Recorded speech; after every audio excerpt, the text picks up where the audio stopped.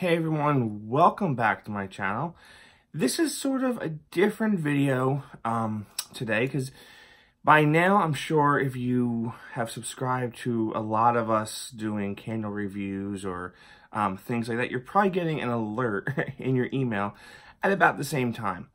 And this is a video I am proud to do and I'm proud to be a part of with some of my fellow peers and colleagues in what some would say that candle community, but it's more than just that. We are friends behind the scenes. We care. We have a lot of things in common and whatnot. We are not, you know, what some might say, we are not competing with each other. We just want to bring the joy of candles to everyone. After all, it's wax, everybody. It's just melted wax at the end of the day. So a bunch of us came up with this idea that let's collaborate together and let's do a holiday fundraiser for this season. And we decided on one, and we're doing Toys for Tots, and a little bit more on that in a few minutes there. But just real quick, and I will link to everyone down below who's participating in this initial launch there. And of course, feel free, please, to share this video on Facebook, on your social media accounts, anywhere that you can, friends, family, whatnot. So we have Anthony from Candle Cafe. We have Melanie from Mr. Kong's mom. She does a lot of candles and beauty reviews. Brett from Two Gay Dads. I'm sure Brett and his husband Brad will be in there as well. Shane from The Candle Enthusiast. Kevin, in and out, he is going to be doing this on Instagram. He doesn't really have much of a YouTube presence, but it'll be on Instagram, and I will link to his Instagram account below. Leanne from Southern Comfort. Ramona from Ramona Tolk, that's her channel name. I will link that down below. And, of course, Doug from Spooky Villages. So, those are the 9 of us, including myself. We all got together, and we figured, let's do something for the holiday season. Let's promote positivity. Let's promote, you know, community, right? Let's promote positivity and community and all that stuff. And we came up with the charity Toys for Tots. Now, before I even get started in the details about it, per se, one thing that was very prevalent from the beginning, or that we wanted, was none of us wanted to touch this money. We wanted it to go right to the charity because we didn't want to have any implications, things like that. We wanted it to go right to the charity. So Toys for Tots, what they have is they have on their website crowdfunding, which is essentially what we're doing, kind of like GoFundMe or whatnot. But GoFundMe, other people can potentially touch the money there. So we chose Toys for Tots in part because the money, you donate the money on the website and it goes right to Toys for Tots charity. None of us touch it. None of us get a tax cut. None of us get any of that kind of stuff. So it's just kind of raising awareness. So Toys for Tots, if you're not familiar with what they do, they basically raise money and do toy donations from about mid-November to about mid to late December. And it's run by the Marine Corps, as part of the Marine Corps program. It's been many decades old. And what they do is they distribute these toys to families who don't have much. Their children might not have a good Christmas, Hanukkah, or any other holiday celebration that they celebrate. So what Toys for Tots does is obviously they donate some toys to these families in need. And a lot of us here were fathers, we're mothers, we're brothers, we're uncles, we're aunts, we're sisters. We're whatever you want to call us. We're family oriented, and so that's what we chose, and that's what it is. So we're going to be promoting this throughout the holiday season. And of course, if you don't feel comfortable donating money, perfectly fine. You know, no one's making you do it.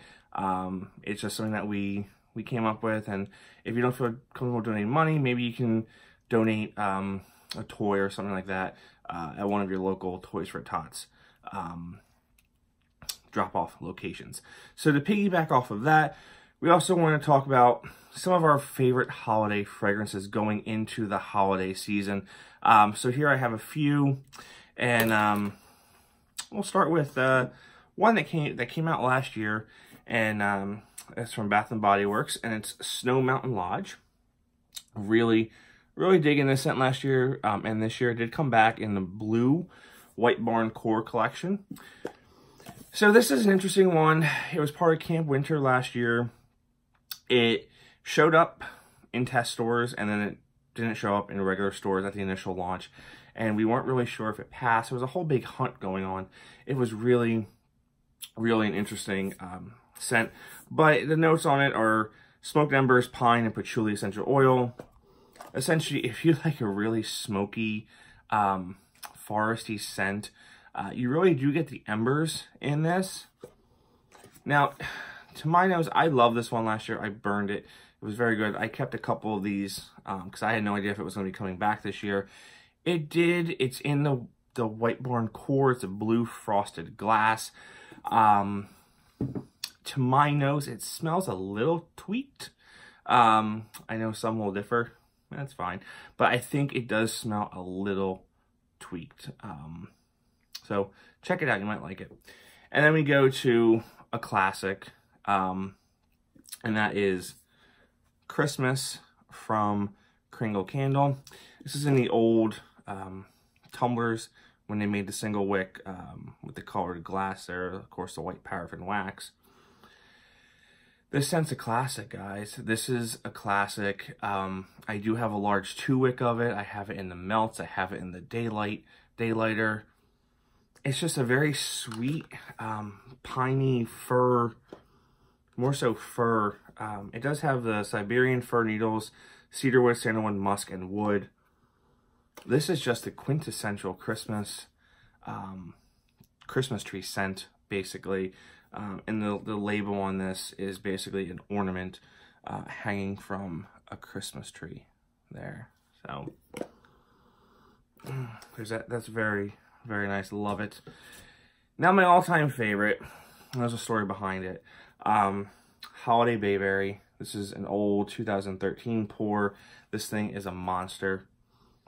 So Bayberry, real quick. My grandmother, who passed away a few years back, she was big into Bayberry candles. She was big into the Bayberry tradition, which I did a video on last year, but I'm actually going to redo that video this year, just because my filming style was different last year. Essentially, every year, every Christmas Eve, every New Year's Eve, you take a Bayberry candle, a taper, and you burn it to the socket. And it's supposed to bring gold to the pocket as part of the poem there. But I know one year, I think it was actually this year, 2013, that we could not find the tapers anywhere.